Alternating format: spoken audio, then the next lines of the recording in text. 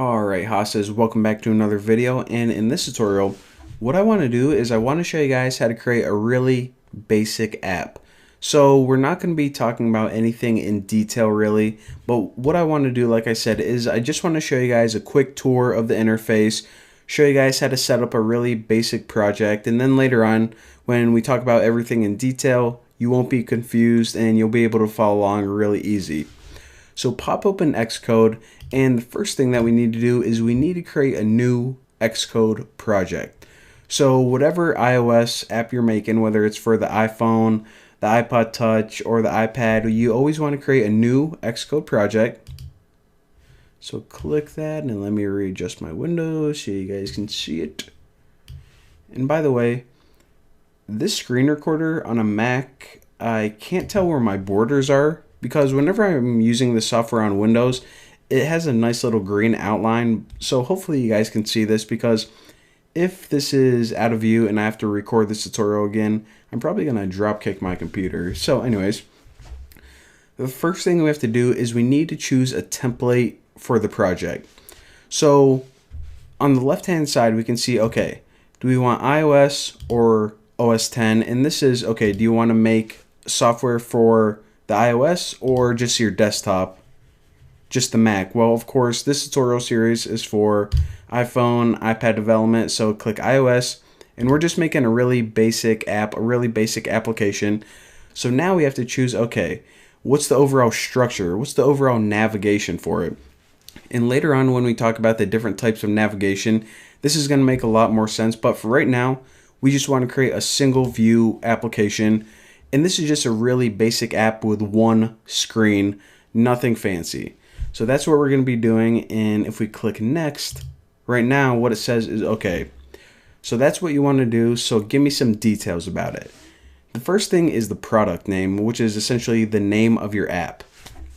So I'm just going to name mine like sample. You guys hear that? It's like a little, oh, now that I trying to get you guys to hear, it's not making any noise, but my chair is randomly like squeaking. It's kind of annoying me. I have to spray it with some WD-40 or something later. All right, so your app name is just whatever you want to name it. Of course, if you're actually making an app to put in the App Store, you're going to want to name it something not idiotic like sample, but for right now, sample will be fine. Now the organization is pretty much the name of your company, or just your name if you're making an app under your personal company or whatever. So whenever you put this in the App Store, it's going to say like sample by the New Boston, whatever. So that's what that is. Now your organization identifier is usually your website in reverse domain notation. And this is just standard practice among app developers. So my website is thenewboston.com. So whenever I want to identify myself in my organization, I'm going to use com.thenewboston. It kind of looks weird at first, but I don't know, that's what you do. So why do you do this?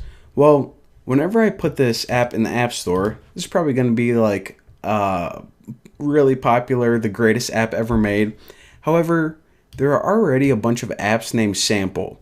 Well, what if I change this name to Photo Editor? Well, there's probably already like 1,000 photo editors in the App Store, but there's only one com.thenewboston.sample. So it's just a way that Apple and the App Store can identify your app from everyone else's. And yeah, that's a quick little tutorial on that. Now it says, okay, what language are you going to use? Well, Objective-C, that is the old language. We want to stick with Swift, the programming language of iOS Future. And for devices, I'm just going to go with iPhone for right now.